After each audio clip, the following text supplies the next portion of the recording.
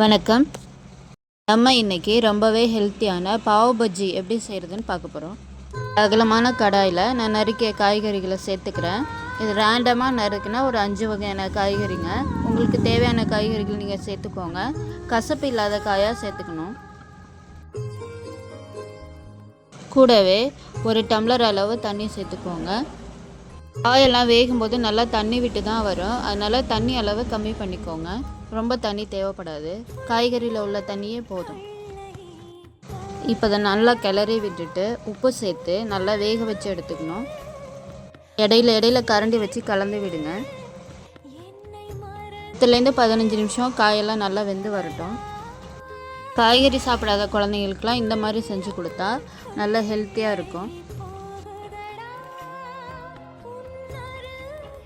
காய்கறிலாம் நல்லா வெந்து வந்ததுக்கப்புறம் உங்கள்கிட்ட ஸ்மாஷர் அப்படி இல்லைன்னா மத்துக்கட்டை வச்சு அதை நல்லா கடைஞ்சி எடுத்துக்கணும்.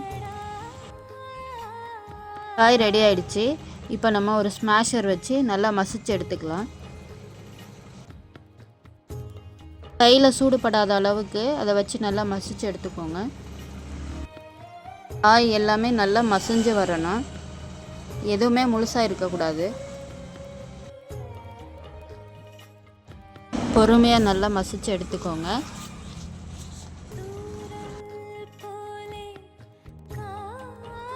காயை ரெடி பண்ணி ஒரு ஓரமாக வச்சுக்கோங்க. ஒரு கடாயில் 1 டேபிள் ஸ்பூன் அளவுக்கு அன்சால்டட் பட்டர் சேர்த்துக்கோங்க. கூடவே 1 ஸ்பூன் ஜீரகம் சேர்த்து நல்லா கலந்து விடுங்க. இது கூட ஒரு 10 பல் பூண்டை நல்லா சின்னதாக நறுக்கி இது கூட சேர்த்துக்கோங்க. அது நல்லா பொன்னிறமாக ஆனோடனே ஒரு பெரிய சைஸ் வெங்காயத்தையும் சின்னதாக கட் பண்ணி அது கூட சேர்த்துக்கோங்க. வெங்காயம் நல்லா கலர் சேஞ்ச் ஆனோடனே நம்ம ரெடி பண்ணி வச்சுருக்க காய்கறி கலவையை இதோட சேர்த்துக்கணும். சேர்த்து நல்லா கலந்து விடுங்க.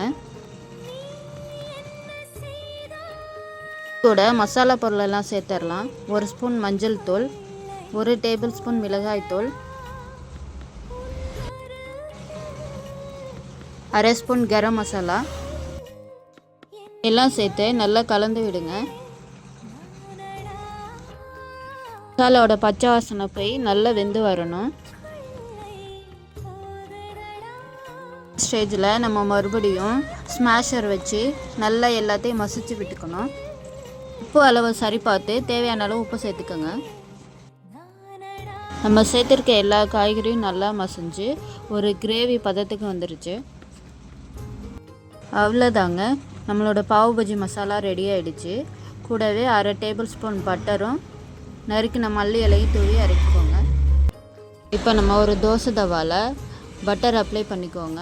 அப்ளை பண்ணிவிட்டு ப்ரெட்டு இல்லைன்னா பன்னை வந்து டோஸ்ட் பண்ணி எடுத்துக்கணும். பன்னு ரெடி ஆகிடுச்சு. இப்போ இதோட நம்ம ரெடி பண்ணி வச்சுருக்க பாவ் பஜ்ஜி மசாலாவை சேர்த்து சாப்பிட வேண்டியதுதான்.